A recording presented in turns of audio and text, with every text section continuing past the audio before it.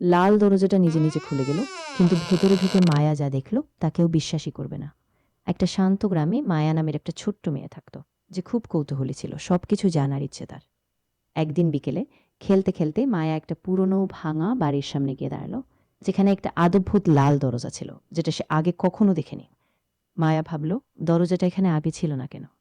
হঠাৎ দরজাটা কিঁচ করে নিজে খুলে গেল। মায়ার একটু ভয় পেল, কিন্তু কৌতূহল তার বেশি ছিল। সে ধীরে ধীরে ভেতরে ঢুকলো, আর ভেতরে গিয়ে সে একদম অবাক। এটা কোনো সাধারণ ঘর না, এটা ছিল এক জাদুর দুনিয়া, যেখানে চারপাশে রঙিন গাছ, মেঘের সিঁড়ি আর জ্বলজ্বলে পাখি ছিল। হঠাৎ একটা মিষ্টি কণ্ঠস্বর ভেসে এলো, মায়া, তুমি এসেছো। মায়া চমককে গিয়ে বলল, কে, তুমি কোথায়?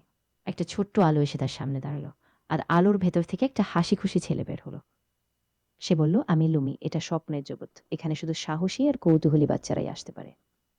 মায়া খুশি হয়ে বলল, আমি কি এখানে খেলতে পারি? পারো, কিন্তু একটা কাজ করতে হবে।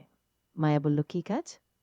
লুমি বলল, এই জগৎ থেকে হাসির তারা হারিয়ে গেছে, তুমি কি সেটা খুঁজে বের করতে পারবে?